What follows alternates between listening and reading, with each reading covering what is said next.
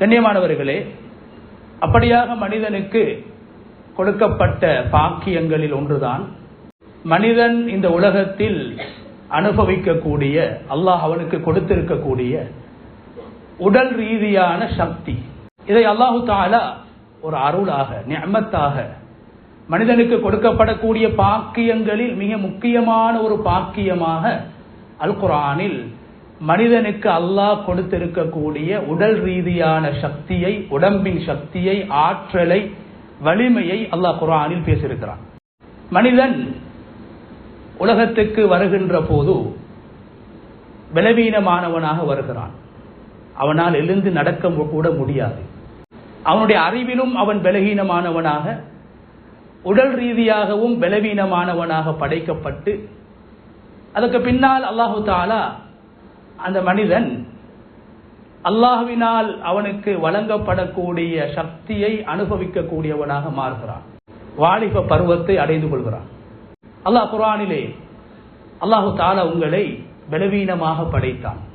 நீங்கள் பிறக்கின்ற போது பலவீனமானவர்களாக, உங்களால் தானாக சாப்பிடக்கூட முடியாது, ஒன்றை சரியாக சிந்திக்க கூட முடியாது, எழுந்து நடக்கக்கூட முடியாது. பலவீனமானவர்களாக அல்லாஹ் உங்களை படைத்து விட்டு அதற்கு பின்னால் கூவா, உங்களுடைய உடம்புக்கு தேவையான சக்திகளை அல்லாஹ் உங்களுக்கு தந்தான். உடல் ரீதியான சக்தி அல்லாஹு தஆலா அந்த இடத்தில் மனிதனுக்கு கொடுக்கப்படக்கூடிய பாக்கியமாகவும், மனிதன் தன்னுடைய வாழ்வில் கழிக்கக்கூடிய காலங்களில் மிக அதிகமான காலத்தை இந்த உம்மத்துக்கு நபி ஸல்லல்லாஹு அலைஹி வஸல்லம் அவங்க சொன்ன ஆயுள் காலம் 60க்கும் 70க்கும் இடைப்பட்ட காலம்.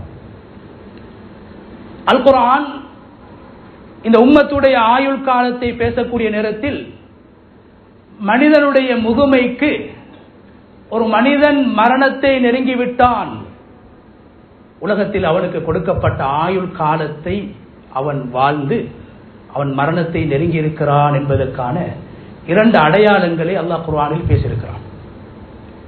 பிறக்கின்ற போது ஒன்றும் தெரியாமல் மனிதன் பிறந்தான். அதற்கு பின்னால் எழுந்து நடந்தான், சுயமாக சிந்திக்கக்கூடியவனாக மாறினான். அவனுடைய உடம்பில் நாம் சக்தியை ஏற்படுத்தியதை போன்று அவனுடைய அறிவில், சிந்தனையிலும் சக்தி ஏற்படுத்தினோம். அல்லாஹ் அந்த இடத்துல, அந்த ஆயத்தில் 2 சக்திகளை அல்லாஹ் பேசுகிறான். 2 பலவீனங்களையும் பேசுகிறான். என்ன பலவீனம்? மனிதனுடைய ஆரம்பம் பலவீனம். ஒரு மனிதனுடைய முதுமை, முதிர்ச்சி, அவனுடைய வயோதிப பருவம், அதையும் அல்லாஹ் பலவீனம் என்று பேசுகிறான். அந்த 2 கட்டங்களுக்கு இடையில் 2 விதமான சக்திகளை உலகத்தில் வாழக்கூடியவர்கள் அனுபவிக்கிறார்கள். என்ன சக்தி? குவத்துன் ஃபில் அக்லி வ குவத்துன் ஃபில் பதன். மனிதனுடைய சிந்தனையில் அல்லாஹு தஆலா விசாலத்தை ஏற்படுத்தி சிந்திக்கக்கூடிய சக்தியை அல்லாஹு தஆலா முதிர்ச்சி அடையக்கூடிய நேரத்தில் சிந்திப்பதை விடவும், சிறுவனாக ஒரு மனிதன் சிந்திப்பதை விடவும், அவன் உலகத்தில் அடைந்து பெற்று வாழக்கூடிய வாலிப பருவம், வாலிப பருவத்தில் அல்லாஹ் சொல்கிறான், அவனுடைய அறிவில் அவனுக்கு நாங்கள் அறிவிலே சக்தியை கொடுத்தோம், அதே போன்று உடம்பிலும் சக்தியை கொடுத்தோம். கண்ணியமானவர்களே, ஒரு மனிதன் உலகத்தில் அல்லாஹ் அவனுக்கு கொடுத்திருக்கக்கூடிய வாழ்க்கையின் கட்டங்களில் அதிகமான கட்டம் ஒரு மனிதன் உலகத்தில் வாழ்வது வாலிபனாக, சிறுவனாக வாழக்கூடிய காலத்தை விடவும், முதிர்ச்சி அடைந்து முதுமையாக வாழக்கூடிய காலத்தை விடவும், ஒவ்வொரு மனிதனும் உலகத்தில் அதிகமாக வாழக்கூடிய காலம், தன்னை அடையாளப்படுத்தக்கூடிய காலம் வாலிப பருவம் என்று சொல்லக்கூடிய காலம். இந்த உம்மத்துடைய ஆயுள் காலம் 60. குர்ஆன் மனிதனுடைய வாழ்க்கையை பற்றி பேசுகின்ற போது மனிதன் கபரை நெருங்கிக் கொண்டிருக்கிறான், மறுமையை நெருங்கிக் கொண்டிருக்கிறான், உலகத்தை விட்டும் விடை பெறக்கூடிய நாளை நெருங்கிக் கொண்டிருக்கிறான் என்பதற்கு 2 அடையாளங்களை குர்ஆன் பேசியிருக்கிறது. ஒன்று என்ன தெரியுமா? ஹத்தா இதா பலக அஷுத்தஹு வ பலக 40 சனா. ஒரு மனிதன் உலகத்தில் 40 வருடங்கள் வாழ்ந்து 41வது வயதை அவன் அடைந்து விட்டால் குர்ஆன் சொல்லுது அவன் ஒரு முதியவன். அவனை படைக்கின்ற போது எப்படி அவனுடைய உடம்பு பலவீனமாக இருந்ததோ 40 அடைகின்ற போது அவனுடைய முடியெல்லாம் நரைக்க ஆரம்பித்து விடும், உடம்பெல்லாம் பலவீனம் அடைய ஆரம்பித்து விடும். வாழ்க்கையில் 40 வருடங்களாக சந்திக்காத நோய்களை அவன் சந்திக்கக்கூடியவனாக மாறிவிடுகிறான். 40வது வயதை மிக குறிப்பாக குர்ஆன் சொல்லுது, அது கனவு காண்ற வயசு அல்ல, செய்யற பாவத்தில் மூழ்கக்கூடிய வயசு அல்ல. 40வது வயசு நீ தௌபா செய்யக்கூடிய வயசு. அபூபக்கர் சித்திக் ரலியல்லாஹு அன்ஹு 38 வயசுல இஸ்லாத்தை ஏற்றுக்கொள்றாங்க. 40வது வயசுல ஒரு துஆ செஞ்சாங்க. அந்த துஆவை அல்லாஹ் குர்ஆன்ல பேசுறான். அபூபக்கருக்கு 40 வயசு ஏற்பட்ட நேரத்தில் அவர் அல்லாஹ்விடத்தில் என்ன செஞ்சாரு? ஒரு துஆ செஞ்சார். நீண்ட துஆ. கண்ணியமானவர்களே, 40வது வயது அல்லாஹ் குறிப்பாக பேசுறான். 40க்கு பின்னால ஒரு மனிதன் கொஞ்சம் கொஞ்சமாக பலவீனமானவனாக மாறி விடுவான். அதுக்கு பின்னால 20 வயசுதான் எஞ்சிருக்குது. அந்த 20 அடைவதும் சிரமம். சில பேர் அதுக்கு முன்னால மௌத்தாகிடுவாங்க. 60 வயசு இந்த உம்மத்துடைய ஆயுள் காலம் என்றா அதுல 40 அடைஞ்ச ஒவ்வொருவரும் இந்த உம்மத்துக்கு கொடுக்கப்பட்ட ஆயுள் காலத்தின் 3/2 கடந்து விட்டார்கள். அபூபக்கர் ரலியல்லாஹு அன்ஹு அந்த துஆவை எப்படி முடிச்சாங்க? சூரத்துல் அஹ்காஃப்ல அல்லாஹ் அந்த துஆவை பேசுறான். இன்னி துபுது இலைக்க வ இன்னி மினல் முஸ்லிமீன். யா அல்லாஹ், நான் தௌபா செய்றேன். 40 கனவு காணக்கூடிய வயதல்ல, நானும் நீங்களும் அழிவே இல்லாத ஒரு வாழ்வுக்காக வேண்டி தயார் செய்ய வேண்டும் என்பதற்காக வேண்டி நாம் தௌபா செய்யக்கூடிய காலம் என்று அல்லாஹ் குர்ஆனிலே எங்களுக்கு சொல்லி தருகிறான். கண்ணியமான, எதை சொல்ல வருகிறேன் என்றால், கிட்டத்தட்ட 12 அல்லது 15 40 வரைக்கும் ஒரு மனிதனுடைய வாலிப பருவமாக கருதப்படுகிறது. அதற்கு பின்னால் அவர் 41 வயசு பொடியன் அல்ல, அவர் முதுரிமை அடைந்து மரணத்தை நெருங்கிக் கொண்டிருக்கிறார் என்பதை குர்ஆன் பேசுகிறது. கண்ணியமானவர்கள், அந்த அடிப்படையில் வாலிப பருவம் என்பது சாதாரணமான ஒன்றல்ல, உலகத்தில் எதையும் சாதிக்கக்கூடிய ஒரு பருவம். அதனால்தான் இந்த உலகத்திலே மிகப்பெரிய பொறுப்பு அல்லாஹ்வுடைய தூதை இந்த உலகத்துக்கு எத்தி வைப்பதற்காக வேண்டி அல்லாஹு தஆலா தெரிவு செய்த நபிமார்களை அல்லாஹு தஆலா வாலிபர்களாகத்தான் தெரிவு செய்திருக்கிறார். அல் குர்ஆனிலே மிக அழுத்தம் திருத்தமாக நபி இப்ராஹிம் அலைஹிஸ்ஸலாத்துடைய வரலாறு பேசப்பட்டிருக்கிறது. இப்ராஹிம் அலைஹிஸ்ஸலாத்துடைய சிறுபிராயம் தொடக்கம் சக்கராத் வரைக்கும் குர்ஆன் பேசக்கூடிய இடத்துல கண்ணியமானவர்களே, இப்ராஹிம் அலைஹிஸ்ஸலாம் நபியாக மாறியதற்கு பின்னால், நபியாக அனுப்பப்பட்டதற்கு பின்னால் அவர்களுடைய வாழ்க்கையில் இடம்பெற்ற விடயங்களை அல்லாஹ் பேசுவதை விட அதிகமாக அவர்கள் சிறுவனாக இருந்த நேரத்திலும் வாலிபனாக இருந்த நேரத்திலும் அவர்கள் செய்த விடயங்களை அல்லாஹ் குர்ஆனிலே பேசியிருக்கிறான். சாதாரணமான ஒன்றல்ல வாலிப பருவம். நாங்க தொழுகையில தக்பீர் கட்டினத்தோட வஜ்ஜஹ்து வஜ்ஹிய லில்லதி ஃபதரஸ் ஸமாவாதி வல் அர்த் என்ற ஒரு துஆவை நாங்கள் செய்கிறோம். இது நபி முஹம்மது ஸல்லல்லாஹு அலைஹி வஸல்லம் அவர்கள் இப்ராஹிம் அலைஹிஸ்ஸலாம் அவர்கள் ஓதிய அந்த திக்ரை மனனம் செய்து தொழுகையில் ஓதினார்கள். சூரத்துல் ஃபாத்திஹாவை ஓதி அல்லாஹ்வை புகழ்வதற்கு முன்னால் வஜ்ஜஹ்து வஜ்ஹிய லில்லதி ஃபதரஸ் ஸமாவாதி வல் அர்த் ஹனீஃபன் முஸ்லிமன் வமா அன மினல் முஷ்ரிகீன் என்ற அந்த துஆவை நபி அவங்க குர்ஆன்ல, அதாவது வரக்கூடிய அந்த துஆவை தொழுகையில ஓதி இருக்கிறாங்க. கண்ணியமானவர்களே, இந்த துஆவை யார் ஓதினது? இந்த துஆவை இப்ராஹிம் அலைஹிஸ்ஸலாம் அவர்கள் நபியாக அனுப்பப்படுவதற்கு முன்னால் ஒரு வாலிபனாக இருக்கும் போது என்னை படைத்தவன் யார் என்பதை சிந்திக்க ஆரம்பித்தார்கள். என்னை சூரியன் படைத்ததா, எனது கடவுள் சூரியனா, சந்திரனா, நட்சத்திரங்களா என்று ஆராய்ச்சி செய்தார்கள். ஒரு வாலிபனாக இருந்த நேரத்தில் ஒரு வாலிபனுடைய ஆராய்ச்சி குர்ஆனில் பேசப்பட்டிருக்கிறது. ஆராய்ச்சியுடைய முடிவு என்ன? சூரியனும் நிரந்தரம் அல்ல, சந்திரனும் நிரந்தரம் அல்ல, நட்சத்திரங்களும் நிரந்தரம் அல்ல. கடைசியாக என்ன சொன்னாங்க? இல்லை, இவைகளை கடந்து இவைகளை படைத்த ஒரு ரப் இருக்கிறான், அல்லாஹ் இருக்கிறான் என்று அல்லாஹ்வை ஏற்றுக்கொண்டவுடன் இப்ராஹிம் அலைஹிஸ்ஸலாம் சொன்ன வார்த்தை தான் வஜ்ஜஹ்து வஜ்ஹி லில்லதி ஃபதரஸ் ஸமாவாதி வல் அர்த். வானங்களையும் பூமிகளையும் படைத்த ரப்புக்காக என் முகத்தை நான் திருப்புகின்றேன், என் ரப்பை நான் ஏற்றுக்கொள்கிறேன். இது நபியாக வந்ததற்கு பின்னால கேட்ட துஆ அல்ல, ஒரு வாலிபனாக ஒரு முஷ்ரிக் ஒரு காஃபிருக்கு பிறந்த இப்ராஹிம் அலைஹிஸ்ஸலாம் ஒரு வாலிபனாக கேட்ட துஆவை அல்லாஹ் குர்ஆன்ல பேசியிருக்கிறான். நபியாக அல்ல. நாங்க சூரத்துல் கஹ்ஃப் ஓதுறோம். சூரத்துல் கஹ்ஃப்ல அல்லாஹ் நபிமார்களுடைய சம்பவங்களை பேசியிருக்கிறான். மூசா அலைஹிஸ்ஸலாம், உலகத்தை ஆட்சி செஞ்ச துல்கர்னைனுடைய வரலாற்று அல்லாஹ் பேசியிருக்கிறான். ஆனா அந்த சூராவுக்கு வைக்கப்பட்ட பேர் என்ன? சூரத்துல் கஹ்ஃப். கஹ்ஃப் வாசிகள் சம்பந்தமான சூரா. இவங்க யாரு கண்ணியமானவர்கள்? இவங்க யாருண்டா ஒரு கிறிஸ்தவ நாட்டில் பிறந்த 6-7 வாலிபர்கள்.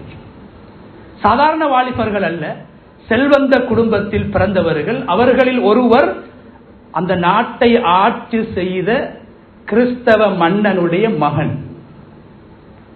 அல்லாஹ்வை தேடி பயணம் செய்தார்கள்.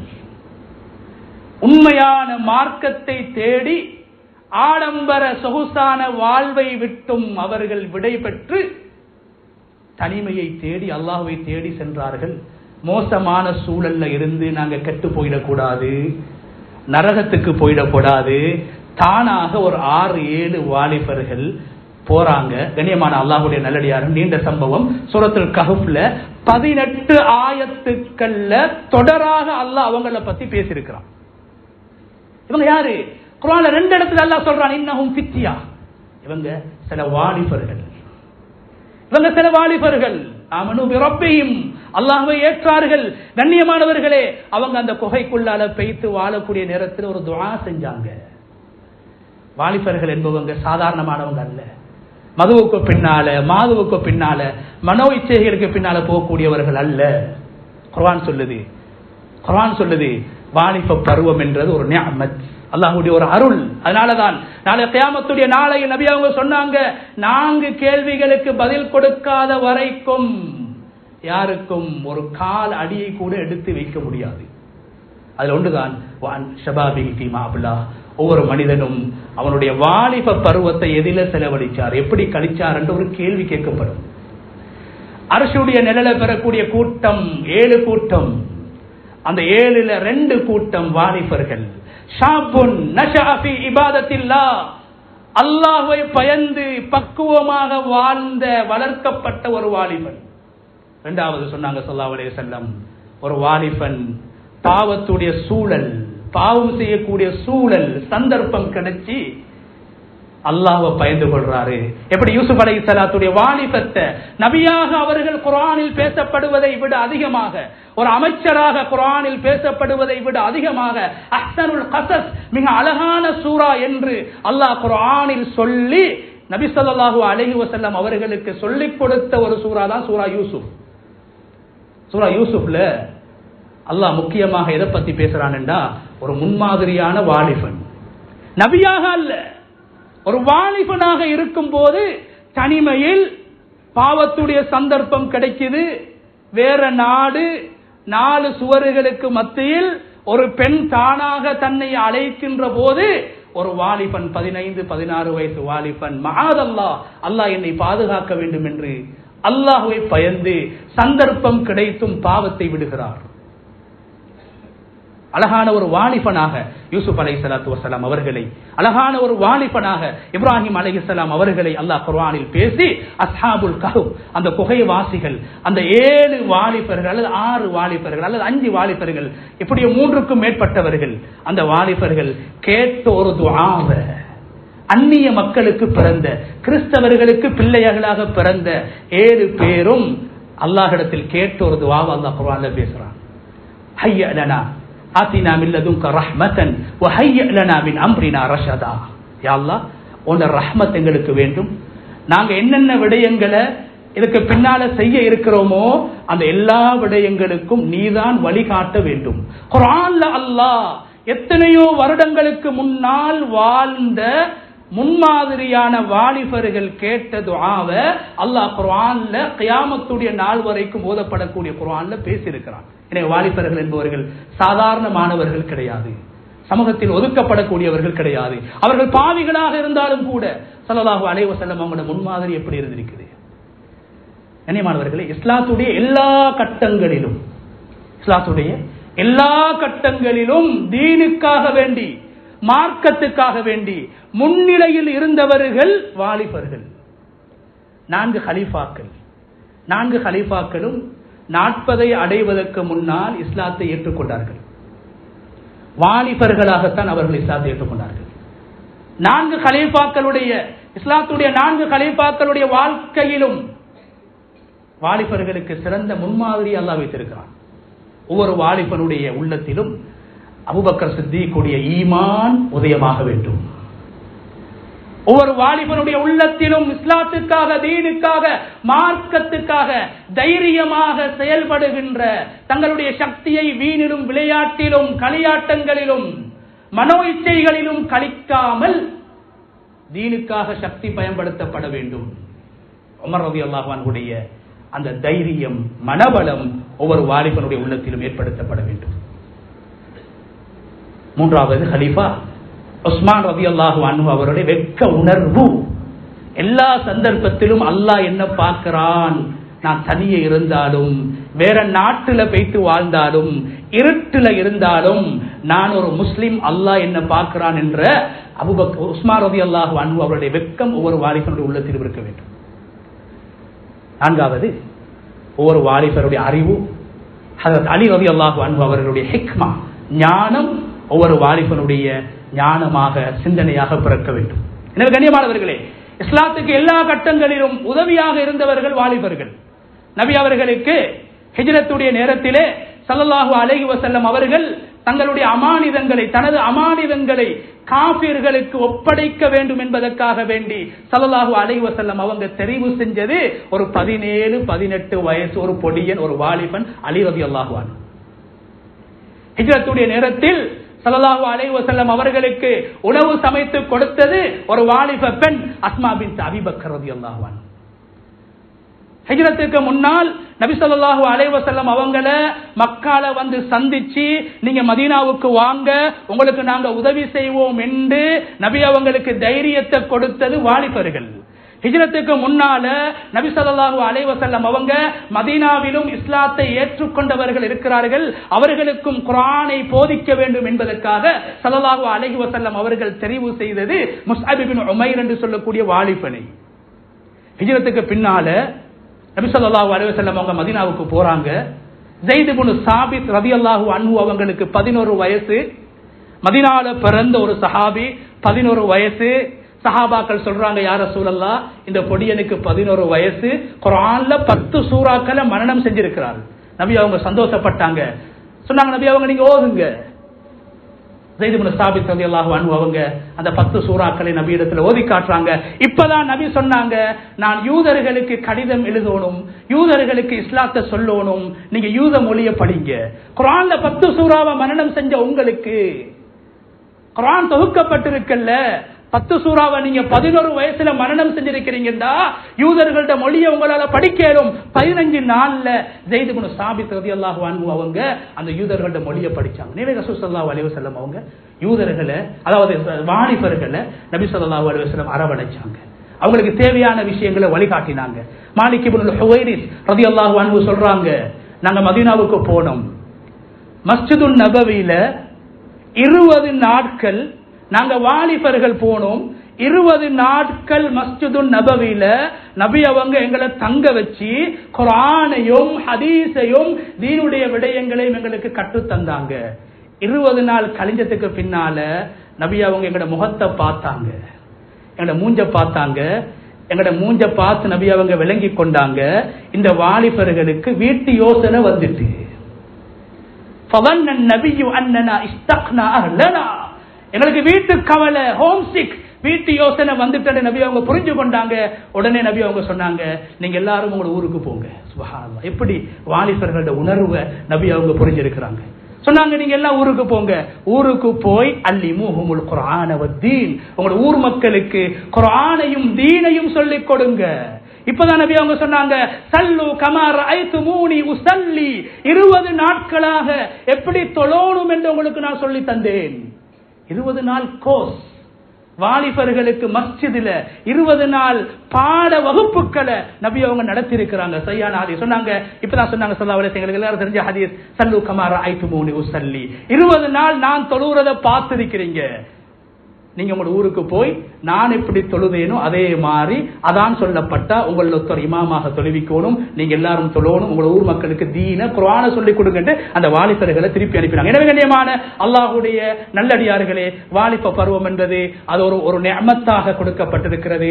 பெற்றோர்களாகிய நாங்க எங்கட பிள்ளைகளை, எங்கட வாலிபர்களை அரவணைக்கணும், வழிகாட்டணும், பொறுப்புகளை கொடுக்கணும். கண்ணியமான அல்லாஹ்வுடைய நல்லடியார்களே, குர்ஆன் சொல்லுது, ஒரு வாலிபன் வழி தவறதுக்கு காரணம் முதலாவது சூழல் அல்ல, வெளி சூழல் அல்ல, அவனுடைய வீட்டு சூழல். குர்ஆன் சொல்லுது.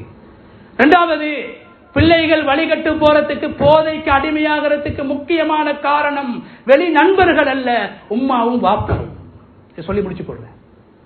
கண்ணியமானவர்களே, குர்ஆன் சொல்லுது, உங்களோட பிள்ளைக்கு 4-5 வயசாக இருந்தா, 4-5 வயசு பிள்ளைய நீங்க உங்களோட ரூமுக்குள்ளால வாரதாக இருந்தா, நீங்க தனிமையில இருக்கும் போது 3 நேரங்கள், சுபவுக்கு முன்னால, லுஹருக்கு முன்னால, இஷாவுக்கு பின்னால உங்களோட ரூமுக்கு வாரதாக இருந்தாலும் நீங்க உங்களோட மனைவியோட இருக்கும் போது உங்களோட பிள்ளைகள் உங்கள்ட்ட அனுமதி கேட்டுக்கொண்டு வரணும். 6-7 வயசு புள்ள. இதை வச்சு உலமாக்கள் எழுதுறாங்க, ஒரு புள்ள ஆபாசத்துக்கு அடிமையாகிறது, மனோவிச்சைக்கு அடிமையாகிறதுக்கு ஆரம்பிக்கிறது வீட்டில இருந்துதான். இரண்டாவது, யாக்கூப் அலைஹிஸ்ஸலாத்துடைய சம்பவத்தை அல்லாஹ் குர்ஆன்ல பேசுறான். யூசுப் அலைஹிஸ்ஸலாத்தை வீசிட்டு வந்தாங்க, கிணத்துல போட்டுட்டு வந்தாங்க. 10 பிள்ளைகள் பெரிய அநியாயத்தை செஞ்சுட்டு வந்தாங்க. கூட பிறந்த பிள்ளைய கிணத்துல வீசிட்டு வந்து என்ன சொன்னாங்க? ஓநாய் பிடிச்சிட்டு. யாக்கூப் அலைஹிஸ்ஸலாத்துக்கு தெரியும் ஓநாய் பிடிக்கல, இவங்க தான் எங்கேயோ வீசிட்டு வந்திருக்கிறாங்க, அநியாயம் செஞ்சுட்டு வந்திருக்கிறாங்க. ஆனா கண்ணியமானவர்களே, குர்ஆன் சொல்லுது, யாக்கூப் அலைஹிஸ்ஸலாம் அல்லாஹ்வின் மீது பாரம் சாட்டி விட்டு துஆ செய்து விட்டு 10 பிள்ளையும் வீட்டில இருந்து போன்னு சொல்லல, வீட்டை விட்டு விரட்டவில்லை.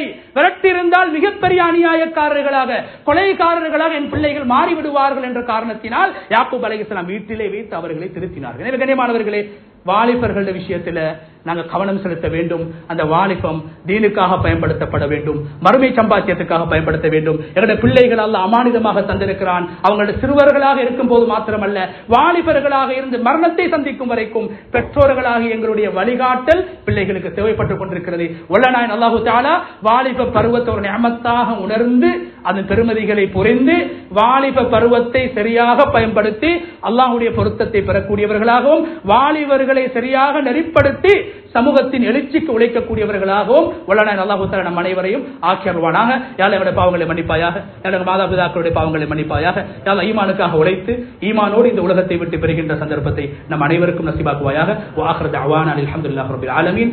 For more Islamic lectures and useful information, visit slbeyond.com.